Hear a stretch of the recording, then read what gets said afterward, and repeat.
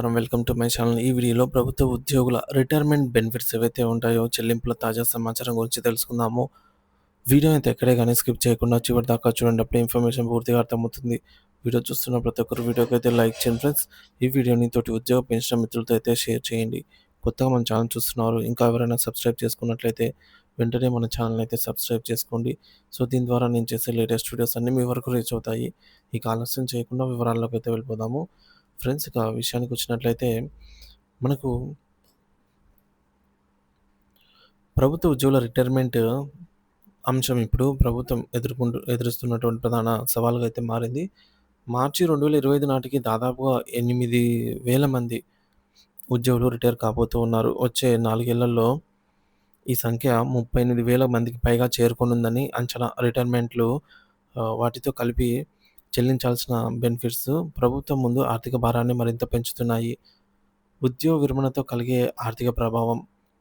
Retire అయ్యాక ఉద్యోగులకు చెల్లించాల్సిన బెనిఫిట్లు వారి పునాది వేతనం అంటే basic pay, HRA, CC, CCA, TA వంటి పేమెంట్ల ఆధారంగా మొత్తం వేతనానికి గాను 10 రెట్లు లీవ్ శాలరీ రూపంలో అయితే ఇవ్వవలసి ఉంటుంది.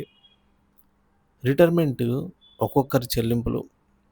రిటైర్ ఉద్యోగికి సగటున 30-50 లక్షల వరకు చెల్లించాల్సి ఉంటుంది. 2024 బడ్జెట్‌లో రిటైర్మెంట్ ఖర్చులు.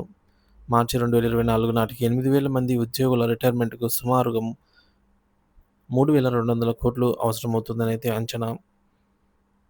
సో 2025-2028 కాలంలో ప్రతి ఏడాది రిటైర్మెంట్ కోసం సుమారు 5,000 కోట్ల రూపాయలు అదనంగా కేటాయించాల్సి ఉంటుంది. నెలకు కనీసం 400 కోట్లు మాత్రమే రిటైర్మెంట్ బెనిఫిట్స్ ఖర్చు అవుతాయి. ఆర్థిక కష్టాల మధ్య సవాళ్లు. ప్రస్తుత ఆర్థిక పరిస్థితులను దృష్టిలో ఉంచుకుని రిటైర్మెంట్ ఖర్చులను ప్రభుత్వానికి పెద్ద భారంగా మారాయి. రాష్ట్రం ఇప్పటికే పలు ఆర్థిక సమస్యలతో బాధపడుతుంది. రిటైర్మెంట్ బెనిఫిట్స్ చెల్లించేందుకు సక్రమైన నిధుల లభ్యత లేదని అయితే సచివాలయ వర్గాలు వెల్లడిస్తున్నాయి. సో ప్రస్తుత పరిస్థితుల కారణంగా పాలనా నిర్ణయాలు. రిటైర్మెంట్ వయసు పెంపు. 2021 అప్పటి ప్రభుత్వం ఉద్యోగ విరమణ వయసును 58 సంవత్సరాల నుంచి 61 సంవత్సరాలకు పెంచింది. ఈ నిర్ణయంతో 2024 మార్చి వరకు పెద్ద సంఖ్యలో రిటైర్మెంట్లు జరగలేదు. ఈ విధానంతో అప్పటి ప్రభుత్వం తక్షణ చెల్లింపులను నివారించినప్పటికీ ఇప్పుడు వసూలు చేయాల్సిన మొత్తం భారీగా పెరిగింది. ఇక కొత్త ప్రభుత్వం అధికారంలోకి రాగానే ఉద్యోగ విరమణలు మొదలవడంతో ఒక్కసారిగా ఆర్థిక భారం పెరిగింది.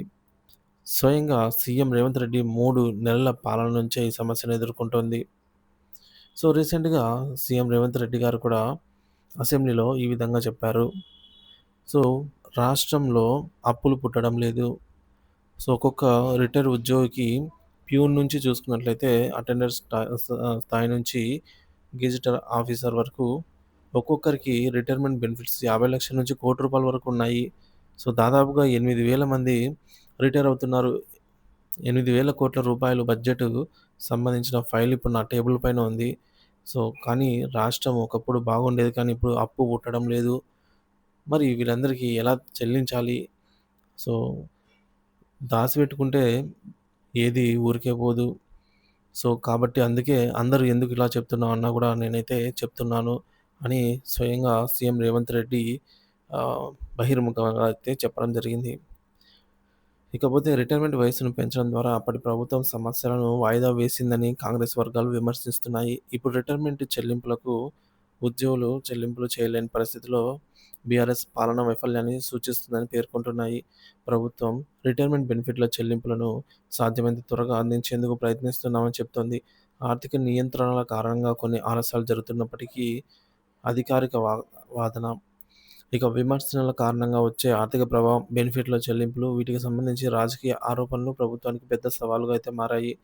ఉద్యోగ సంఘాలు ఇప్పటికే తమ అసంతృప్తి వ్యక్తం చేస్తూ ఉద్యోగులకు పూర్తి బెనిఫిట్ల చెల్లింపుల కోసం ఆందోళనలు ప్రారంభించాలని భావిస్తున్నాయి.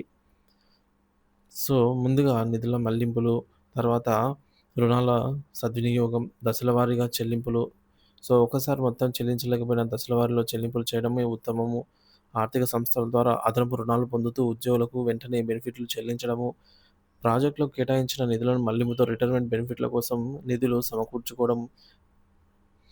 ఈ విధంగా అయితే ఉద్యోగుల రిటైర్మెంట్ మరియు బెనిఫిట్‌లో తక్షణం పరిష్కరించాల్సిన అంశాలుగా అయితే మారాయి. మేనేజ్మెంట్‌లో ప్రతిపాదిత మార్పులు, ఆర్థిక వ్యూహాలు సకాలంలో తీసుకోవడం తప్పనిసరి. ఉద్యోగుల బెనిఫిట్ చెల్లింపులలో ఆలస్యం ప్రభుత్వంపై మరింత విమర్శలు రాబడతాయి.